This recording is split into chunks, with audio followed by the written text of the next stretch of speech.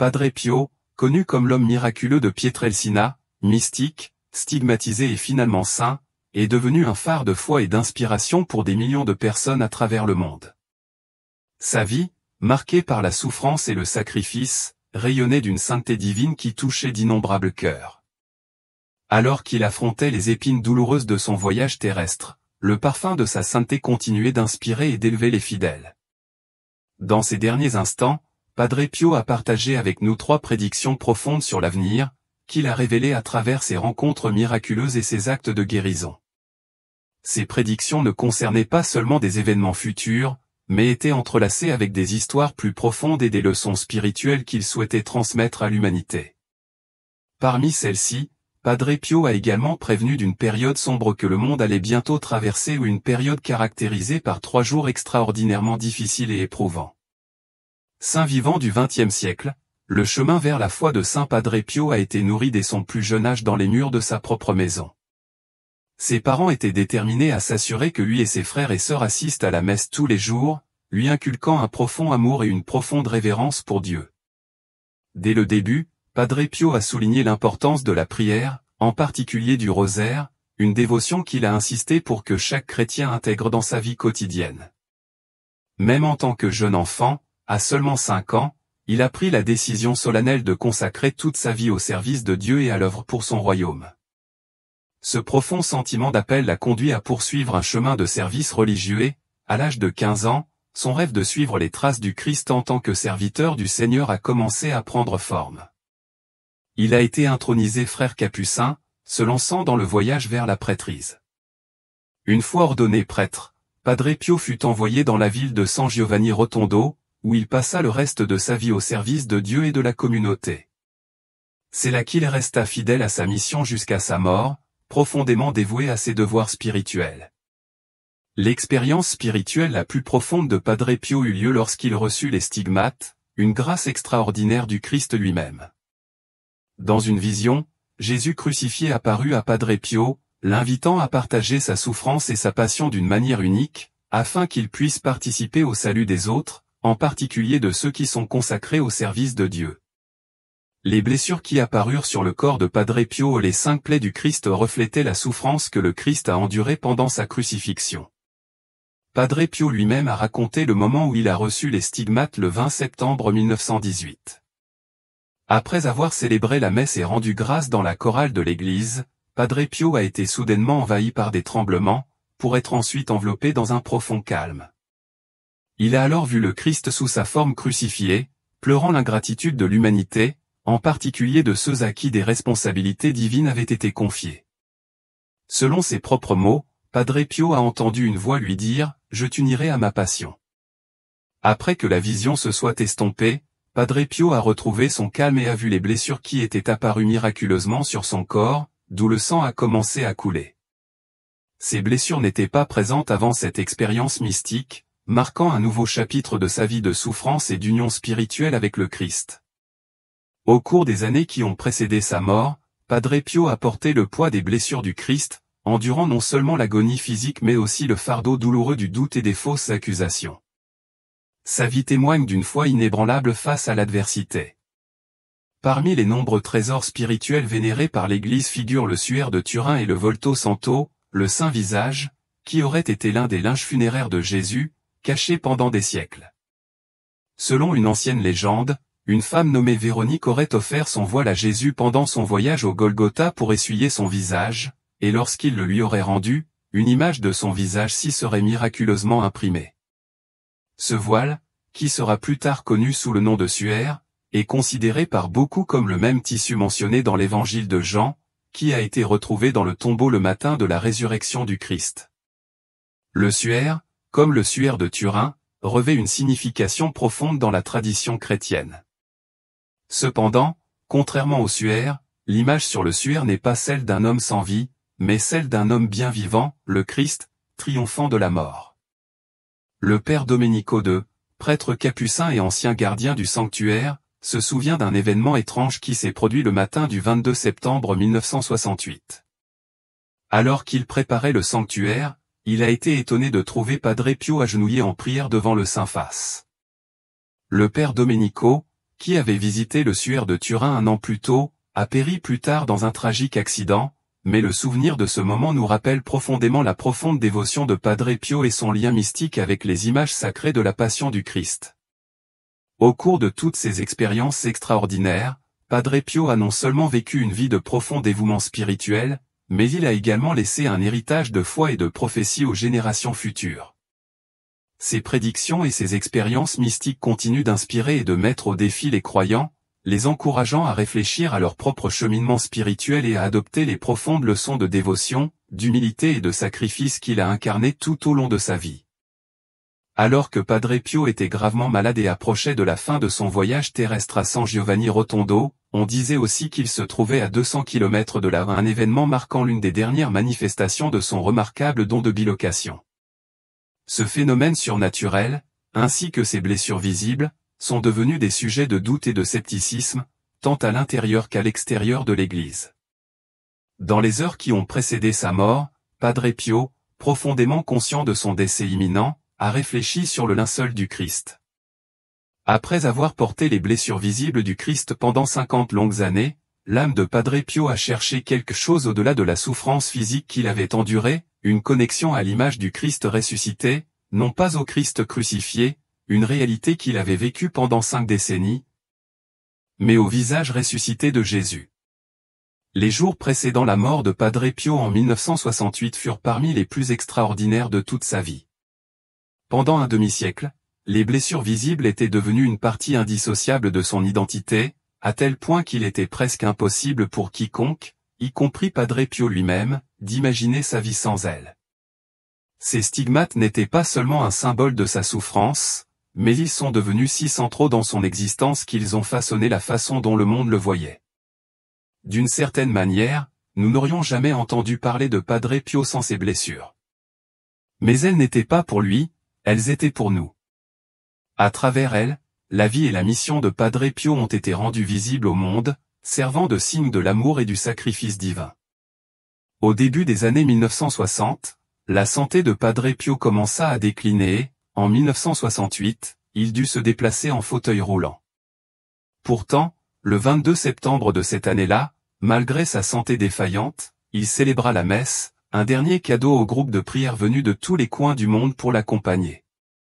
À la fin de la messe, Padre Pio leva la main pour bénir la foule, comme il l'avait fait d'innombrables fois auparavant. La foule, inconsciente de la profonde signification du moment, se dispersa lentement à la tombée de la nuit. Ce qui semblait être une nuit ordinaire s'avéra être la dernière nuit de son existence terrestre. Peu de temps après avoir renouvelé ses vœux et reçu le sacrement des malades, Padre Pio s'éteignit paisiblement, son chapelet à la main et les mots « Jésus et Marie » sur les lèvres. Avec sa mort, les stigmates visibles disparurent, marquant la fin de ses souffrances terrestres et l'achèvement de sa mission divine. Cependant, avant de partir, il a laissé derrière lui des messages pour le monde, transmis par des rencontres prophétiques et la sagesse cachée en elles. L'une des prophéties les plus frappantes a été donnée en 1965 au père John Yono, un prêtre australien qui se trouvait dans une longue file d'attente pour se confesser à Padre Pio. Venu tout juste de voyager de Sydney en Italie, le père John ne devait passer qu'une seule journée à San Giovanni Rotondo avant de se rendre au séminaire de Naples. Malgré la longue file d'attente, l'attente du père John a été miraculeusement réduite à seulement 3 heures lorsque le nom de quelqu'un a été appelé, mais cette personne était absente, ce qui lui a permis d'entrer plus tôt que prévu. Lorsque le père John s'est assis, il n'avait pas dit un mot, mais Padre Pio s'est immédiatement adressé à lui en disant « Vous êtes ici de manière abusive. Vous n'avez pas suivi le système. » Padre Pio a continué « Vous entrez au séminaire parce que vous allez étudier pour la prêtrise, et vous allez trouver cela très difficile dans vos études. » Ces mots, prononcés avant que le père John n'ait eu la chance de parler, allaient bientôt se révéler dans les années à venir. Le père John a connu des difficultés pendant ses années de séminaire, échouant à plusieurs reprises dans ces matières. Mais malgré toutes les difficultés, il n'a jamais oublié les paroles de Padre Pio. Chaque fois que le recteur lui proposait de partir, le père John répondait « Le Saint-Esprit et moi restons ». Et malgré les difficultés, le père John a persévéré et a finalement obtenu son diplôme. Des années plus tard, en réfléchissant à cette expérience, il s'est émerveillé de la façon dont Padre Pio avait su tout ce qui allait arriver. C'était son don, a déclaré le père John. Et il allait à confesse et vous disait tout sur vous-même. Si vous ne confessiez pas quelque chose pour une raison quelconque, il vous disait l'heure, le lieu, l'action au tout. Le père John a également marqué la vie de Padre Pio en raison des stigmates qu'il portait. Il se souvient d'avoir assisté à la messe de Padre Pio, qui durait parfois jusqu'à 4 heures, au cours desquelles Padre Pio entrait dans un état d'extase complet. Malgré ses souffrances, Padre Pio ne portait jamais de gants, ce qui laissait couler librement le sang de ses blessures aux mains, pieds et flancs. Cette expérience est devenue une puissante motivation pour le père John tout au long de son propre ministère sacerdotal. Au cours de ses 48 années de service, le père John a collecté des fonds pour divers apostolats dans l'archidiocèse de Sydney et aux Philippines, en se concentrant sur des projets d'aide aux pauvres et aux jeunes. À ces buts, il a dirigé des initiatives de logement pour près de 500 familles à faible revenu, a créé une garderie prenant en charge plus de 200 enfants et a soutenu des programmes de sensibilisation pour financer des chapelles et des services pour les malentendants. La rencontre du père John avec Padre Pio a laissé un impact durable, façonnant son ministère et le motivant à continuer de servir les autres, inspiré par la même foi et la même résilience que Padre Pio a incarné dans sa propre vie. Grâce à ses sacrifices, ses visions et ses paroles prophétiques, l'héritage de Padre Pio continue d'inspirer les générations, leur rappelant le pouvoir de la foi, l'importance de la persévérance et la force transformatrice de l'amour divin. À sa retraite, le père John continue de chérir la mémoire de Padre Pio, consacrant sa vie à préserver l'héritage du saint et à répondre à l'appel permanent à servir les autres. La vie de Padre Pio a été un profond témoignage de foi, car il s'est offert comme un vaisseau sacrificiel pour le bien-être spirituel de ses disciples. En réfléchissant à cela, le père John dit souvent, « J'espère que de mon vivant, Dieu me trouvera digne d'avoir fait de même. » L'histoire de Padre Pio est l'un des récits les plus inspirants de tous les temps, mettant en valeur le pouvoir d'une foi inébranlable pour surmonter l'adversité. Bien qu'il ait vécu une vie de profonde sainteté, il a dû faire face à un examen minutieux et à un scepticisme incessant. Ces stigmates miraculeux, les plaies visibles du Christ, ont suscité des accusations de la part de sceptiques qui prétendaient qu'il s'était lui-même infligé ses blessures à l'acide. D'autres allaient jusqu'à dénoncer un comportement inapproprié dans sa vie privée, tandis que des rumeurs suggéraient qu'il lui avait été interdit de célébrer la messe en public pendant des années. Pour enquêter, le Vatican a chargé un médecin d'examiner les mystérieuses blessures. Le médecin a émis l'hypothèse que les blessures étaient auto-infligées et a scellé les bandages pour empêcher toute altération possible. Pourtant, lorsque les blessures ont été examinées un mois plus tard, elles n'ont pas changé, défiant toute explication médicale. Ces allégations sans fondement, destinées à ternir sa réputation, se sont finalement avérées fausses. La vie de Padre Pio a également été marquée par des miracles, témoignages de la puissance divine agissant à travers lui. En 1919, un garçon de 14 ans de San Giovanni Rotondo, déformé par le typhus depuis l'âge de 4 ans, a connu une guérison miraculeuse. Après avoir confessé ses péchés à Padre Pio, le frère toucha le garçon et, alors qu'il se levait, sa colonne vertébrale se redressa et la déformation disparut. La même année, un homme de 62 ans de Foggia, en Italie, qui s'était appuyé sur 2 cannes après un grave accident qui lui avait cassé les 2 jambes, demanda l'aide de Padre Pio. L'homme confessa ses péchés et Padre Pio lui dit fermement, « Lève-toi et va-t'en. Tu dois jeter ces cannes. » À la surprise générale, l'homme obéit et marcha sans aide. Un autre cas concernait un homme qui avait un genou gonflé et douloureux. Son médecin lui avait prescrit une longue série d'injections, mais avant de commencer le traitement, l'homme avait rendu visite à Padre Pio pour se confesser et prier. L'homme raconta plus tard, « Quand j'ai quitté San Giovanni Rotondo cet après-midi-là, la douleur avait disparu. Mon genou n'était plus gonflé et mes 2 jambes étaient parfaitement normales. » Submergé de gratitude, il retourna voir Padre Pio pour le remercier, mais le frère lui répondit humblement, « Ne me remerciez pas, remerciez Dieu. » En 1950, la belle-mère d'un homme, diagnostiqué d'un cancer du sein avancé, n'avait plus que 4 mois à vivre. Désemparé, l'homme se rendit à San Giovanni Rotondo, où il supplia Padre Pio pendant la confession d'intercéder pour sa guérison. Padre Pio soupira profondément et l'assura, « Nous devons prier, tout le monde doit prier. Elle se rétablira. » Défiant toutes les attentes médicales, la femme non seulement survécut mais s'épanouit, vivant 19 ans de plus. Elle rendit ensuite visite à Padre Pio pour le remercier personnellement, et il la salua avec un sourire serein en lui disant « Va en paix, ma fille. Va en paix. » Un autre témoignage remarquable fut celui d'une femme à qui on avait diagnostiqué un cancer de l'intestin en 1947. À 38 ans, elle était confrontée à un pronostic sombre et à une opération imminente. Avant d'aller à l'hôpital, elle se rendit à San Giovanni Rotondo, espérant rencontrer Padre Pio. Bien qu'elle ne puisse pas lui parler directement, son sort lui fut raconté par un frère compatissant. À sa grande surprise, alors que Padre Pio traversait la foule, il s'arrêta et se concentra sur elle seule. Il s'enquit de sa détresse et confirma sa décision de procéder à l'opération, l'assurant de ses prières. Ces paroles la remplirent d'espoir et de courage renouvelé alors qu'elle faisait face à son épreuve. À travers ces histoires, la vie et les miracles de Padre Pio restent un phare d'espoir et de foi, inspirant des générations à faire confiance à la providence divine et au pouvoir transformateur de la prière. J'ai été complètement stupéfaite par ce qui se déroulait devant moi. Il est remarquable de constater que je n'avais jamais rencontré le chirurgien qui allait procéder à mon opération et que je n'avais jamais entendu parler de qui que ce soit au sein de cette foule. Pourtant, il semblait connaître à la fois le chirurgien et moi-même.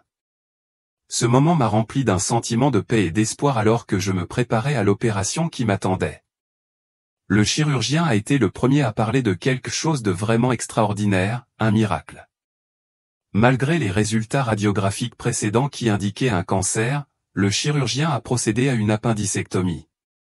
À la surprise générale, après l'opération, il n'y avait plus aucune trace de cancer dans mon corps. Cet événement a défié toutes les attentes et a profondément marqué le chirurgien qui, bien qu'il n'ait jamais été croyant, a commencé à placer un crucifix dans chaque chambre de l'hôpital. À partir de ce moment, sa vision de la vie et peut-être de la foi a changé à jamais. Sans aucun signe de cancer, j'ai pu me rétablir rapidement et peu de temps après, je suis retourné à San Giovanni Rotondo pour rencontrer Padre Pio. Ce fut un moment profond lorsque je suis arrivé là-bas. Alors que j'attendais, Padre Pio, qui se dirigeait vers la sacristie, s'arrêta soudain, se tourna vers moi et me sourit chaleureusement. Il dit, « Que sais-tu, tu es revenu ici ?» et sans hésitation, il me tendit la main. Avec une profonde révérence et affection, je baisa sa main, que je serrai amoureusement dans la mienne, reconnaissante de cette rencontre. L'un des nombreux miracles attribués à Padre Pio eut lieu en 1953, lorsqu'une femme souffrant de fortes douleurs abdominales demanda des soins médicaux. Après avoir subi plusieurs examens médicaux et radiographies, les médecins déterminèrent qu'une intervention chirurgicale était immédiatement nécessaire. Ayant entendu parler de sa situation, une amie proche lui suggéra d'écrire à Padre Pio pour lui demander ses prières et son intercession. La femme suivit le conseil et reçut bientôt une lettre en réponse de Padre Pio, dans laquelle il lui disait d'aller à l'hôpital, l'assurant qu'il prierait pour elle là-bas. Elle fit ce qu'il lui avait demandé. Avant l'opération prévue, elle subit une autre série d'examens médicaux. À la grande surprise des médecins qui avaient diagnostiqué la maladie, tous les signes de cette grave maladie avaient disparu. La guérison de la femme fut miraculeuse et, même après 40 ans, elle continue d'exprimer sa profonde gratitude à Padre Pio pour son intervention. L'année suivante, en 1954, un cheminot de 47 ans commença à souffrir d'une étrange maladie qui le rendit incapable de marcher. Ses jambes devinrent complètement immobilisées et malgré de nombreux médecins et divers traitements, son état s'aggrava. Au bout de 2 ans, il devint évident qu'il devait prendre sa retraite. À ce moment-là, son frère lui suggéra de rendre visite à Padre Pio, connu pour ses dons de guérison. L'homme, avec l'aide de son frère, se rendit à San Giovanni Rotondo. En entrant dans l'église, Padre Pio, qui n'avait jamais rencontré cet homme auparavant, le reconnut immédiatement comme étant un cheminot français et lui dit, « Laissez passer ce cheminot. » Ce fut un moment de pure stupeur, et alors qu'il parlait brièvement, Padre Pio posa sa main sur l'épaule de l'homme, lui offrant réconfort et encouragement avec un sourire.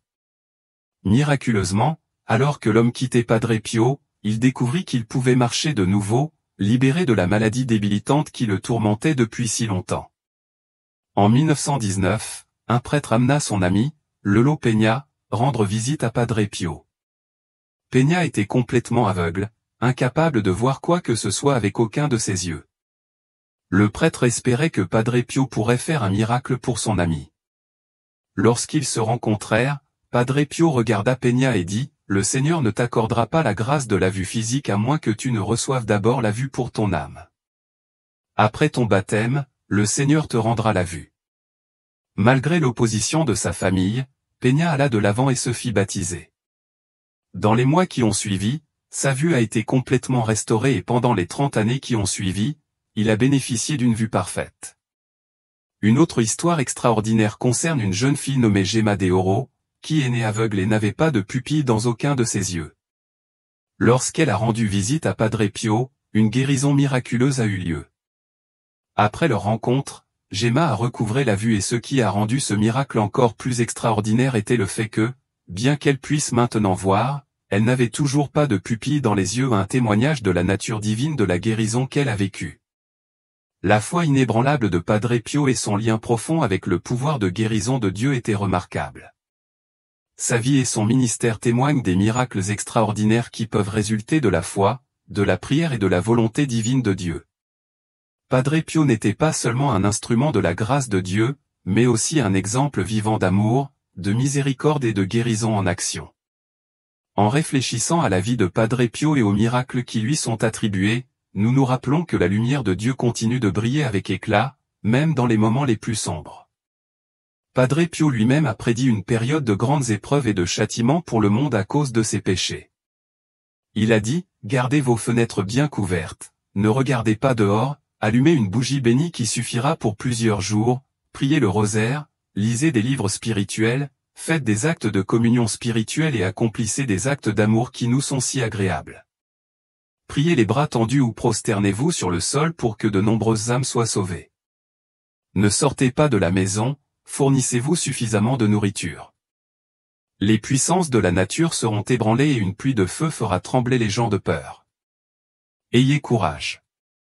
Je suis au milieu de vous. » Ces mots résonnent avec urgence et espoir, nous guidant à rester fermes dans la foi, à faire confiance à la providence divine et à prier pour le salut des âmes. Il existe des signes avant-coureurs distincts qui annoncent les jours sombres à venir, chacun d'entre eux étant plus évident et plus alarmant à mesure qu'ils se déroulent. Le premier de ces signes est le mépris généralisé des lois et des enseignements de l'Église. Cela comprend une augmentation inquiétante du faux culte, un manque de révérence dans les lieux sacrés et une impudeur au sein de l'Église. La fréquentation des services diminue, les églises ferment leurs portes et certaines mettent même leur lieu de culte en vente. Ces changements signalent une crise spirituelle profonde, où la foi est de plus en plus reléguée aux marges. Le deuxième signe est une profonde rupture de la charité et de la compassion. Cela se manifeste par le manque de cœur, l'indifférence et la division entre les gens. L'esprit de rébellion et d'athéisme se renforce, conduisant à des relations conflictuelles et à un rejet de l'autorité divine. En conséquence, les gens refusent de se repentir et l'appel à la rédemption reste lettre morte. Cette atmosphère d'éloignement de Dieu et des autres marque une société en déclin spirituel. Le troisième signe concerne la désintégration de la vie familiale. L'immoralité, l'infidélité et la corruption des jeunes dans les écoles deviennent monnaie courante. Les gens deviennent obsédés par les plaisirs terrestres, la nourriture, la boisson, les divertissements tout en oubliant le style de vie simple et chaste que Dieu a ordonné. Le manque de fondement moral au sein des familles ne fait qu'aggraver l'effondrement des valeurs de la société, laissant la jeune génération mal préparée à une vie vertueuse. Le quatrième signe est l'éruption de troubles civils. Cela se manifeste par le mépris de l'autorité, la chute des gouvernements, la confusion et la corruption dans les postes de pouvoir, et le début des guerres civiles et des révolutions. Le monde entier entre dans un état de chaos incontrôlable, marqué par la désunion et les troubles. Dans cet environnement de désordre généralisé, ceux qui ont des intentions néfastes prendront le pouvoir, et c'est alors que l'Antéchrist se révélera, prenant le contrôle du monde. Cela plongera l'humanité dans une ère de ténèbres sans précédent, dépourvue de foi et de vérité. Le cinquième signe est l'impact dévastateur sur la nature. Des inondations, des sécheresses, des mauvaises récoltes et des phénomènes météorologiques extrêmes tels que des tornades, des tremblements de terre, des raz-de-marée et des famines affligeront la terre. De nouvelles maladies, peut-être sous la forme de nouvelles souches virales, apparaîtront, mettant l'humanité à l'épreuve. La Bible prédit ces bouleversements naturels, avertissant que lorsque la nature elle-même se retourne contre nous, c'est un signe que le jour du jugement de Dieu approche. Bien qu'il puisse sembler que Satan triomphe en ces temps-ci, ce n'est que temporaire. Car après les épreuves viennent des moments de grâce et de rédemption. Selon la prophétie, après 3 nuits de tremblements de terre et de feu, une nouvelle aube se lèvera. La terre sera momentanément calme et le soleil brillera à nouveau. Des anges descendront des cieux, répandant la paix sur la terre. Ceux qui survivent à cette terrible épreuve éprouveront un profond sentiment de gratitude et de renouveau, car ils se rendront compte qu'ils ont vécu la visite divine de Dieu, un rappel de la gravité de son jugement et de sa miséricorde depuis le début des temps. Au milieu de ces signes inquiétants, Padre Pio se dresse comme un phare d'espoir et de foi. Il est largement reconnu comme l'un des plus grands faiseurs de miracles de l'histoire de l'Église. Sa vie a été remplie d'événements extraordinaires, notamment les stigmates, la bilocation, les miracles de guérison, les conversions et la capacité de lire les cœurs au confessionnal. Mais quelle était la source de tous ces miracles? La réponse est simple mais profonde, la prière. Chaque miracle qu'il a accompli provenait et revenait à la puissance de la prière. Padre Pio comprenait que, par lui-même, il n'était rien. Il savait que toute grâce, toute force et tous les miracles venaient de Jésus. Il comprenait que son propre pouvoir n'était pas de son propre fait, mais qu'il était le résultat de l'œuvre de Dieu à travers lui. En tant qu'humble serviteur de Dieu, il recommandait aux fidèles, tant dans ses lettres que dans ses paroles, l'importance de la prière en toutes circonstances. L'une des citations les plus célèbres et les plus appréciées de Padre Pio est « Priez, espérez et ne vous inquiétez pas ». Bien que cela puisse paraître trop simpliste ou facile de la part de certains, pour Padre Pio qui a porté les blessures du Christ sur son propre corps, ces mots venaient d'un lieu de souffrance immense et de profonde sagesse. Il avait gagné le droit de prononcer ces mots au cours de ses années d'agonie et de prière. Sa vie était un témoignage vivant du pouvoir de la prière, et les miracles dont il a été témoin étaient la preuve de l'effet profond que la prière peut avoir lorsqu'elle est offerte avec une foi sincère. Padre Pio savait que la prière était essentielle pour l'âme, quel que soit son état. Une âme pure doit prier pour maintenir sa beauté, une âme qui s'efforce d'être pure doit prier pour l'atteindre, une âme nouvellement convertie doit prier pour éviter de retomber dans le péché, et une âme pécheresse doit prier pour avoir la force de se relever. Aucune âme n'est exemptée du besoin de prière, car c'est par la prière que toute grâce nous parvient. La prière est la clé qui ouvre la porte à la miséricorde divine, à la guérison et à la transformation. Par la prière, nous nous armons pour les batailles spirituelles auxquelles nous sommes confrontés dans ce monde. Le message de Padre Pio reste clair et vital aujourd'hui, la prière n'est pas seulement un acte passif, mais un outil essentiel et puissant dans notre vie spirituelle. Lorsque nous prions, nous nous alignons sur la volonté de Dieu et nous nous ouvrons aux miracles qu'il souhaite accomplir en nous et à travers nous. Acceptons l'appel à la prière avec le même dévouement et la même foi que Padre Pio a démontré dans sa propre vie. Par la prière, nous pouvons affronter les défis à venir avec courage, espoir et une confiance inébranlable dans le plan de Dieu pour nous. La vie et les souffrances de Padre Pio offrent une profonde leçon sur le pouvoir de la prière et de la persévérance dans les moments difficiles. Son exemple nous rappelle que même lorsque nous avons l'impression que nos prières restent sans réponse, ou lorsque nous nous trouvons entourés de souffrances, d'obscurité et de confusion, la grâce de Dieu est toujours à l'œuvre. Parfois, la réponse de Dieu se présente de manière inattendue, à travers nos propres luttes et en s'unissant à la souffrance de son Fils sur la croix. C'est dans ces moments-là que la grâce de Dieu coule le plus profondément, apportant vie, paix et espoir à un monde qui en a désespérément besoin. Nos souffrances, unies à celles du Christ, deviennent un canal de miséricorde pour le monde entier.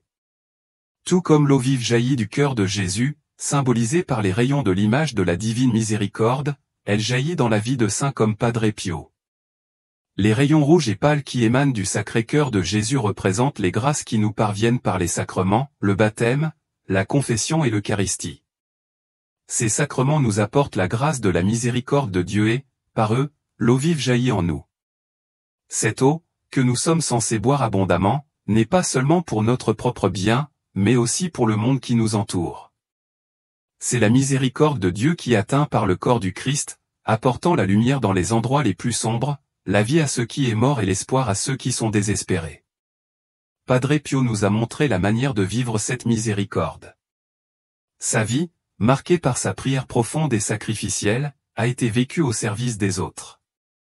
Par ses mains, transpercées des marques de la souffrance du Christ, la grâce du baptême, de l'absolution et de l'Eucharistie a atteint ceux qui étaient dans le besoin.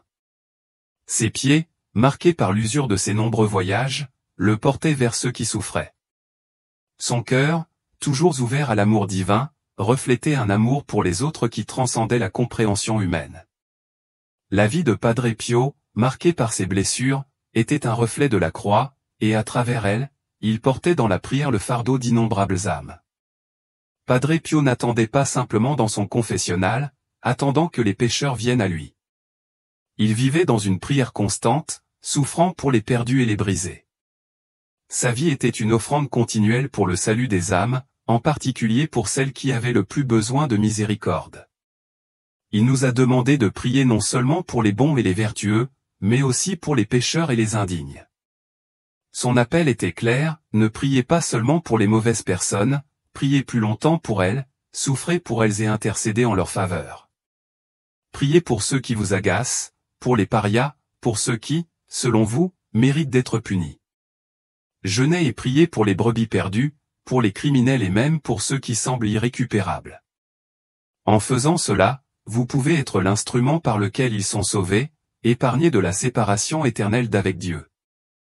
Les paroles de Padre Pio résonnent profondément avec le message que Jésus a partagé avec Sainte Faustine, que les plus grands pécheurs placent leur confiance en ma miséricorde. Ils ont le droit, avant les autres, de faire confiance à l'abîme de ma miséricorde. À de telles âmes, j'accorde encore plus de grâce qu'elles ne demandent. Je ne peux punir même le plus grand pécheur s'il fait appel à ma compassion.